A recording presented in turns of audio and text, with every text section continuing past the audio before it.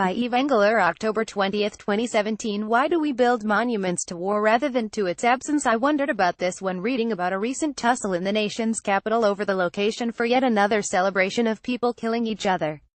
Last month, the Canadian War Museum (CWM) complained to the National Capital Commission about the planned site of the National Memorial to Canada's mission in Afghanistan. The government wants to put the Afghan Memorial between Vimy Place Road and the museum to the west of Parliament Hill. But the CWM believes the Afghan monument will detract from the architectural vision of the museum. They are also concerned people might think the memorial is part of their institution, which could undermine CWM's goal of being seen as a center of scholarly excellence rather than simply a hub of militarist propaganda. Whoa Nelly, those horses left the barn long ago. The scope of pro-war propaganda in this country is huge and CWM has long been part of it. Each year tens of millions of dollars in public money is spent on war memorials. The Afghan Memorial is just the latest addition to Ottawa's long list of war shrines, which includes the Korean War Monument, National War Memorial, National Victoria Cross Memorial, Veterans Memorial Highway, National Aboriginal Veterans Monument, Boer War Memorial, etc. The federal government spends tens of millions of dollars on these, and the more than 7,500 memorials registered with Veterans Affairs' National Inventory of Military Memorials across the country.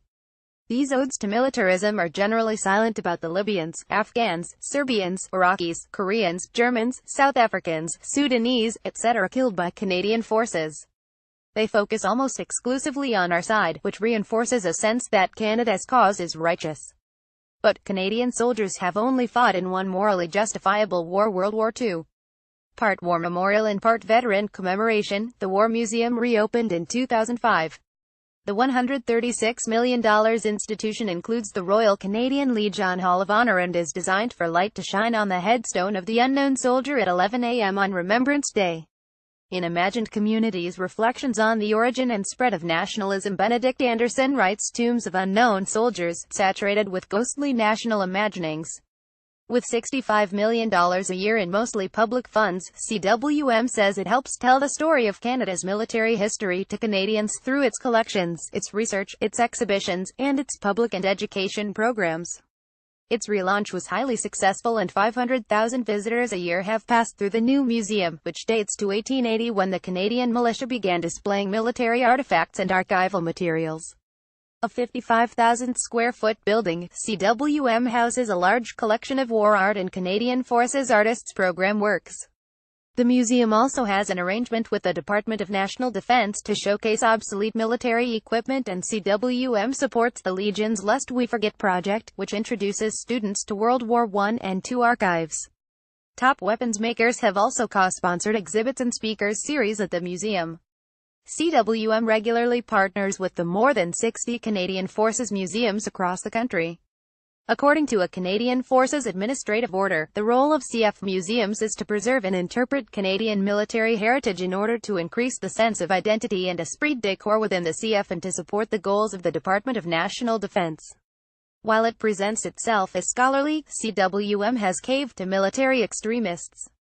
After shaping its development, the Legion objected to a small part of a multifaceted World War II exhibit, which questioned the efficacy and the morality of the massive bombing of Germany's industrial and civilian targets. The campaign led to a new display that glossed over a bombing campaign explicitly designed to destroy German cities. The War Shrine's battle over space in Ottawa offers a glimpse into the ever-growing world of militarist memorials. But these monuments and museums are only a small part of a vast military propaganda system. With the largest PR machine in the country, the Canadian Forces promotes its worldview through a history department, university, journals, book publishers, think tanks, academic programs, and hundreds of public relations officers. Every year hundreds of millions of dollars in public money is spent promoting the Canadian Forces and militarism. Maybe it is time for a Ministry of Peace with a budget big enough to properly celebrate those glorious times in human history when we lived together in harmony. Yves Engler is the author of A Propaganda System: How Canada's Government, Corporations, Media and Academia Sell War in Canada and Africa, 300 Years of Aid and Exploitation. Read other articles by Yves.